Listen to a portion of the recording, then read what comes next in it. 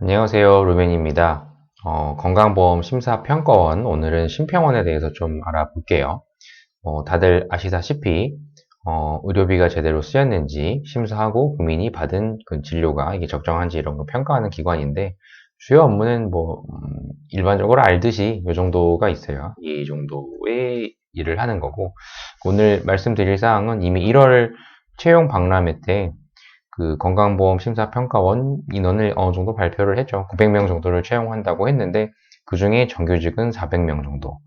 이고, 실제로 심평원은 필기는 다들 아시다시피 이제 7배수고, 그리고 필기 합격을 이제 하게 되면은 면접 보는 인원이 한 3배수 정도라서, 마지막에 면접 때 되게 많이 떨어져요. 3배수가 되게 크거든요.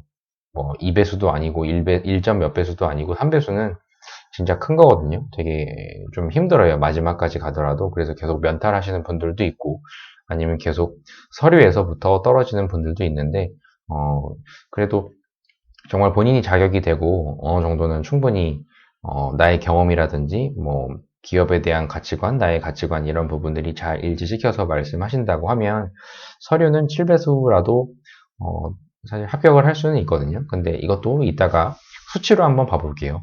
하지만 아무리 그래도 되게 경쟁이 치열한 곳이 또 심평원이다 보니까 이건 이따가 볼게요.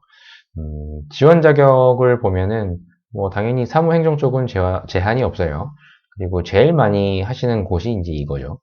간호사분들인데 그 1년 이상 경력자면은 거의 대부분 다 이제 지원을 많이 하시는데, 실제 합격하신 분들 보면은 최소한 3년 이상자 분들이 사실 되게 많아요. 제가 봤을 때는.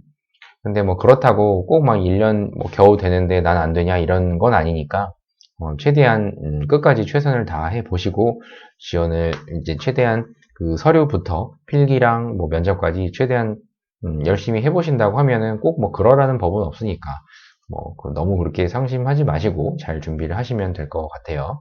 그런 부분이 있고, 그리고 자격증은 이거는 일단 작년 기준이긴 한데, 이 정도는 공통으로 다 따실 거예요. 지금 심평원 가시는 분들은 KBS랑 한능검이랑 커머리랑 이런 정도는 다 어느 정도 가지고 계실 거고, 자격증 부분은 다들 이미 지금 정도는 취득을 다 해 두셨겠죠.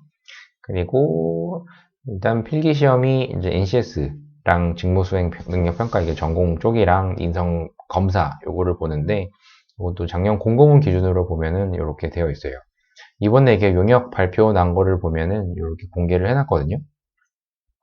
여기 보시면 물론 이렇게 비슷하게 갈 거예요. 따로 변경되거나 그런 거는 지금 딱히는 없을 것 같고, 지금 행정직이랑 심사직, 전산직, 연구직 해서 이렇게 문항이 구성되어 있다는 거. 지금 다들 전공 공부를 하실 거예요. NCS도 지금 준비를 하시겠지만, 건보보다 조금 더 까다롭죠. 이런 것들을 많이 이제 보다 보니까, 지금 공부를 하고 계신 분들 최대한 그 마무리 열심히 잘 해주시고, 오늘 가장 먼저 또 봐야 될 게 사실 요거죠.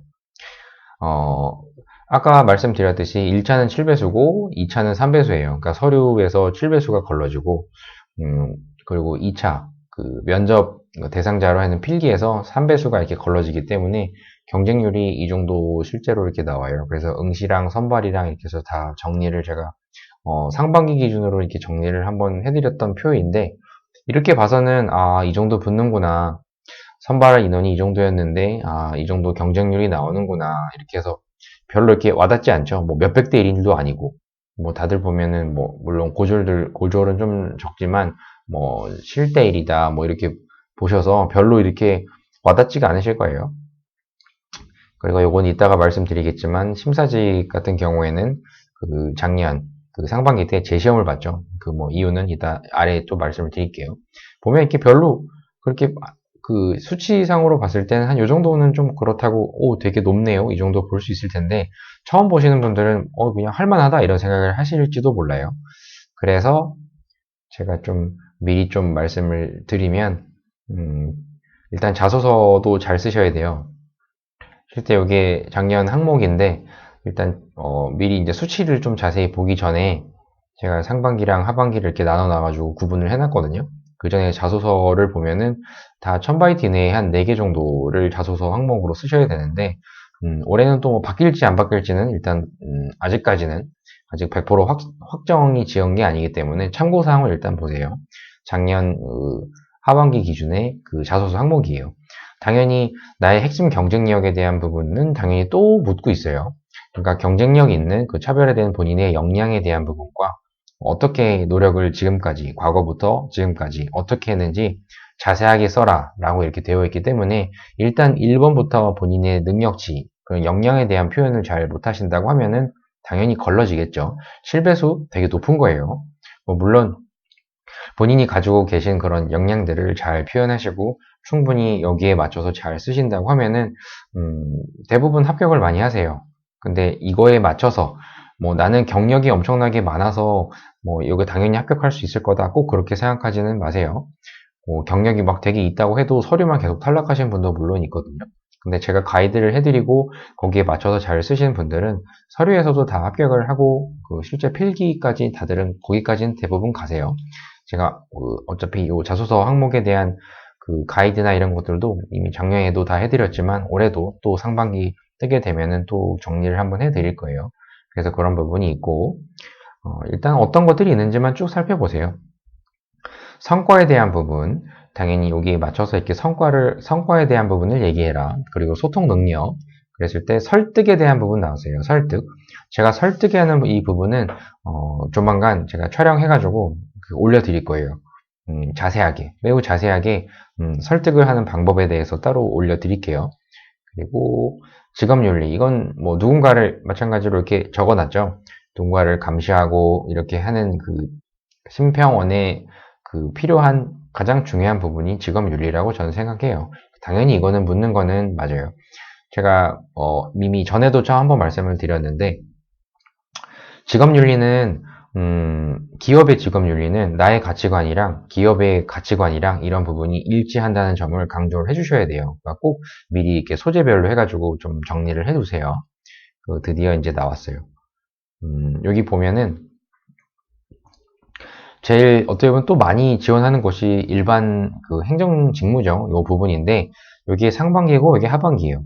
여기 보셔서 아시겠지만 아까는 뭐 7배수 별로 이렇게 뭐 7대1 이 정도만 보고 많이 없구나 라고 생각하셨을 텐데 한번 보세요. 47명, 그러니까 상반기예요. 47명을 뽑는데 응시인원이 7,000명 가량이 됐고 합격 인원은 뭐 7배수니까 뭐 한 요 정도 됐어요. 조금 더 많긴 한데 요 정도 됐는데 불합격한 인원을 한번 보세요. 7,000명 중에 6,600명이 떨어지는 곳이 심평원이에요. 이건 상반기 기준이에요. 와, 이것도 엄청 높구나 라고 했는데 하반기로 가볼까요? 인원이 좀 줄어들었어요. 근데 물론 거기에 맞춰서 인원도 줄어들긴 했지만 실제 4,500명이 지원했는데 4,400명이 떨어졌어요. 이거는 98%예요. 98%. 거의 다 떨어지는 거거든요. 근데 정말 그 가이드에 맞춰서 원하는 대로 쓰지 않으면 거의 다 떨어질 거예요. 거기에 맞춰서 아까도 여기 한번 다시 보면 구체적으로 서술해라 라고 이렇게 되어 있죠. 구체적으로 서술해라. 뭐 어떤 가치관을 중심으로 기술해라. 이런 부분들을 다 보시고 맞춰서 즉 작성을 하지 않으시면은 자소서에서 떨어져요. 제가 꼭 다시 나중에 또 강조를 드릴 텐데 일단 봐보세요. 그랬을 때 요거는 2차 필기랑 최종 면접이랑 요 정도가 나온다라는 부분 한번 보시고 아까 여기 보시면 그 행정직인데 갑 기준이에요. 2019년 상반기 하반기인데 요 경쟁률이 보면은 당연히 하반기가 월등하게 높았죠. 이거를 뚫고 합격하신 분 정말 대단한 거예요. 아까 제가 말씀드렸지만 심평원은 작년에 요런 이슈가 있었어요. 아까 여기 잠깐 밑에 보시면 여기 보시면 당연히 그 서류 통과가 7배수인데 불합격 인원이 한 명도 없어요. 다 합격이에요. 다 합격. 이거 보면 이게 왜 그런가 했는데 이런 이슈들이 있었어요. 작년에 부실 채용에 대한 부분이 있죠. 실제 다시 다 재시험을 봤거든요. 실제로. 이런 부분도 하나가 있었고 그 시험지 관리 부실 때문에 다 재시험을 해버렸고 그리고 면접에서도 여성 응시자한테 그 면접자한테 면접관이 그 성희롱했던 문제가 발생이 돼가지고 엄청난 그 이슈가 사실 있었어요. 그래서 여기 보면은 제가 그 기사를 이렇게 따왔거든요. 그 6월에 있었던 여성 수험생한테 나는 당신을 사랑합니다를 영어로 말해가지고 되게 이슈가 됐어요. 그래서 그 2차 시험 때 싹 다 바꿨어요. 싹 다 그 면접 유형 자체를 아예 바꿔버렸어요. 그래서 지금 다시 한번 보시면, 요건 제일 많은 분들이 지원하시는 또 간호사 분들이에요. 경력 있는 분들은 거의 간호사 분들을 많이 심평원 쪽으로 지원 많이 해주시거든요. 그 상반기 때는 174명, 하반기 때는 77명인데, 인원 자체는 77명인데 더 늘었어요. 여기 보시면. 서류 접수자가 더 많아요. 이때 하반기 때 그 간호사 그 분들이 더 많이 지원한 거거든요. 그 보면은, 이때야 뭐 지금 무의미하죠. 거의 대부분. 근데 그 하반기 때 보면은 그 1800명 중에서 한 1200, 1300명 가량 정도가 거의 다 떨어졌죠. 그럼 거의 70% 정도의 불합격률이 나오니까 그 간호사인 분들 있잖아요. 그 경력하신 분들도 그 본인의 경력을 어떻게 자소서에서 잘 녹여내는지 되게 중요하거든요. 꼭 정리를 잘 해주셨으면 좋겠어요. 경력에 대한 부분을 잘 설명해 두시고 성과를 냈던 부분이랑 그 안에서 하셨던 업무 중에서 느꼈던 많은 일들이 있잖아요. 그런 부분을 그 긍정적인 부분과 부정적인 부분, 희노애락을 다 거기서 뽑아내 주세요.